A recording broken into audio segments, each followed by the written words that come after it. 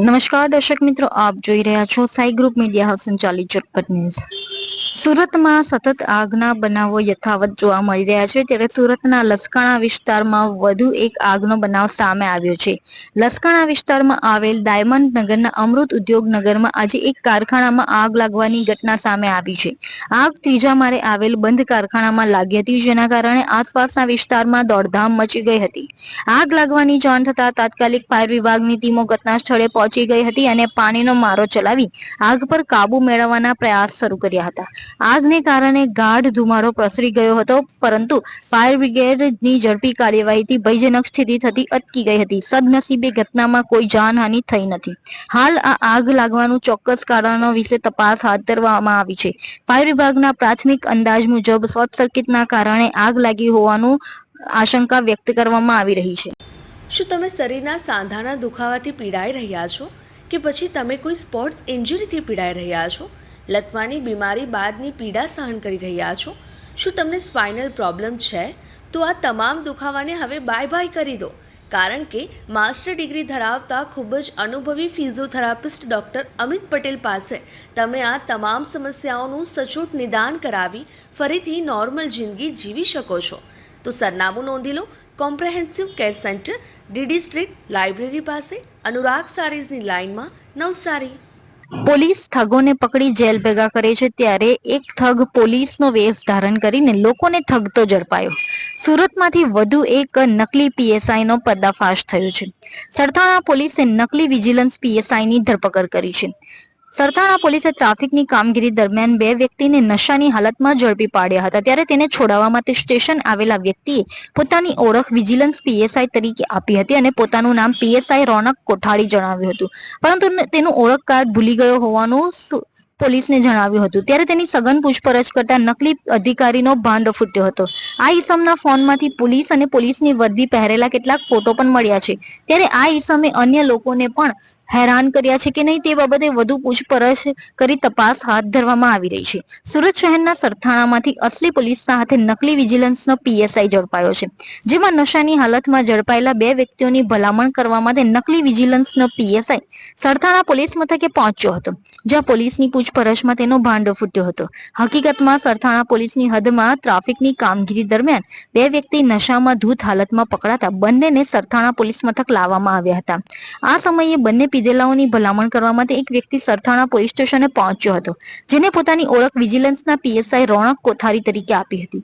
આ દરમિયાન સરથાણા પોલીસ સ્ટેશનના પીઆઈ એમબી ઝાલા આવી પહોંચ્યા હતા, જેમણે વિજિલન્સના પીએસઆઈની વધુ પૂછપરછ કરી હતી, જેમાં રોનક કોઠારીએ પોતે ગાંધીનગર વિજિલન્સમાં પીએસઆઈ તરીકે પીઆઈ રાણા સાહેબની સ્ક્વોડમાં ફરજ બજાવતો હોવાનું જણાવ્યું હતું। આથી પીઆઈ ઝાલાએ રોનક પાસે આઈ કાર્ડ માંગતા પોતે ભૂલી ગયો હોવાનું અને હાલ રજા પર હોવાની હકીકત જણાવી હતી। આથી પીઆઈ ઝાલા સહિત સ્ટાફને શંકા જતા તેમને સઘન પૂછપરછ કરતા નકલી પીએસઆઈનો ભાંડો ફૂટ્યો હતો। સરથાણા પોલીસે નકલી અધિકારીનો મોબાઈલ ચેક કરતા તેમાંથી પોલીસના યુનિફોર્મમાં તેના ફોટા મળી આવ્યા હતા। હાલ સરથાણા પોલીસે નકલી अधिकारी अटकायत કરીને આગળની કાયદેસરની કાર્યવાહી હાથ ધરી છે। कल सरथाना पुलिस स्टेशन के विस्तार में ट्रैफिक की कामगिरी करते समय दो लोग नशे की हालत में मिले हमें। उसको दो लोगों को पुलिस ने पकड़ा और पीदेला में उनको अरेस्ट पकड़ा है पुलिस ने। तो उसके बाद एक व्यक्ति आया पुलिस स्टेशन, जिसने इन दोनों की भलामन करने के लिए वहाँ के पीआई से वो व्यक्ति जाके मिला और उसने अपने आप को विजिलेंस का पीएसआई बताया और अपना नाम बताया रौनक कोठारी। फिर पीआई एमबी जाला ने उससे पूछपरछ की तो उसने बताया कि वो पीआई राणा जो विजिलेंस में है, उनके स्टाफ में, उनके स्क्वाड में है और उस स्क्वाड में वो पीएसआई है। तो पीआई जाला ने उसका जब आईडी कार्ड मांगा तो वो बोला कि वो घर पे भूल गया है और वो अभी रजा पर है, इसलिए उसके पास आईडी कार्ड नहीं है। तो पीआई जाला को इसको शंकास्पद प्रवृत्ति इसकी लगी, तो उसने तपास किया और उसके मोबाइल में उसने देखा कि इसके पास काफ़ी फेक आईडी कार्ड इसमें इसके मोबाइल में है और पुलिस के ड्रेस में अलग अलग पोजेज में ये ड्रेस इसके पास है। तो उसने पता किया, अलग अलग ब्रांचेस से पता किया तो पता चला ऐसा इसके नाम का कोई बंदा जो है जो पुलिस में नहीं है, कोई विजिलेंस में इसके नाम का है नहीं। तो इसके लिए हमने उसके ऊपर केस रजिस्टर किया है और हमें अभी पता चला कि 2019 से ये काम कर रहा था और हमें 3-4 लोगों ने कांटेक्ट भी किया है और बताया कि इसने पैसे की उगरानी उनसे की है और ये लोगों से भलामन कराता और मतलब अपने आप को पीएसआई, विजिलेंस का पीएसआई बता के पुलिस को डराने धमकाने का काम करता। तो हमने इस पर केस रजिस्टर किया और इस मामले में पूरी डीप तक हम जाएंगे और पता करेंगे कि इसने ऐसा कहाँ कहाँ किन किन लोगों के साथ किया है और इस पर हम कड़क कार्रवाई करेंगे। आइसक्रीम हमारे यहाँ रोज चाहिए, और वो भी रिफ्रेश के आइसक्रीम मिक्स। 5 से ज्यादा वैरायटीज। सर्च करो, क्लिक करो, लाइफ को रिफ्रेश करो।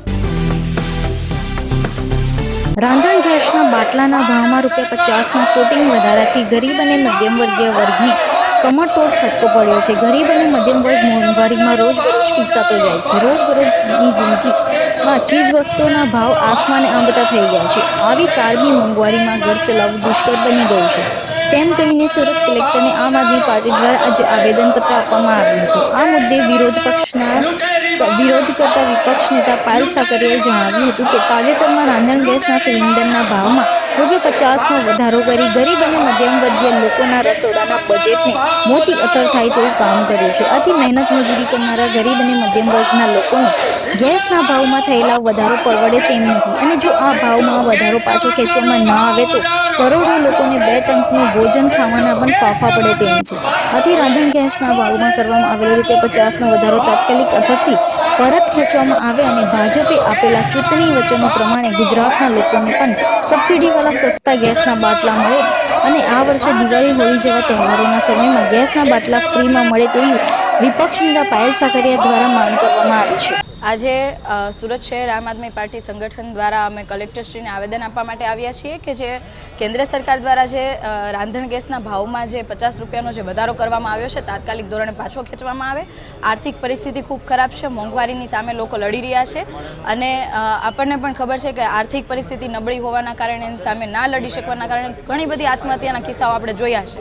તો આની સામે સરકારે સહકાર આપવાના બદલે, સહયોગ આપવાના બદલે આવી રીતના ભાવ વધારો કરીને લોકોની મજાક બનાવી રહ્યા છે।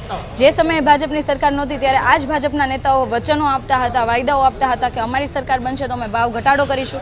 આજે ડબલ કરતાં પણ વધારે ગેસના બાટલાનો ભાવ થઈ ગયો છે, તો આ ભાજપના નેતાઓ કેમ ચૂપ છે? કેમ મહિલા મોરચો ચૂપ છે?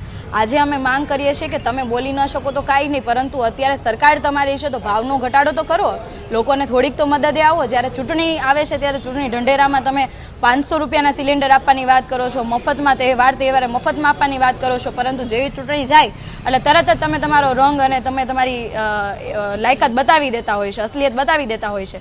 તો અમારી માંગણી એવી છે કે તાત્કાલિક ધોરણે આજે ભાવ વધારો થયો છે એ પાછો ખેંચવામાં આવે।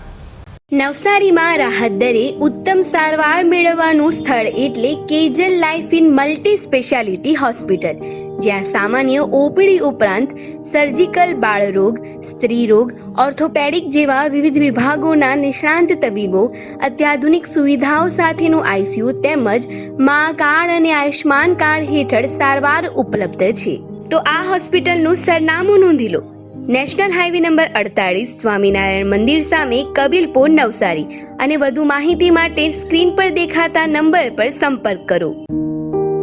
સુરતમાં 50થી વધુ રત્ન કલાકારોને ઝેરી દવાની અસર સર્જાઈ હતી, જેમાં પાણી પીધા બાદ રત્ન કલાકારોની તબિયત લથડતા તેઓને હોસ્પિટલ ખસેડાયા હતા।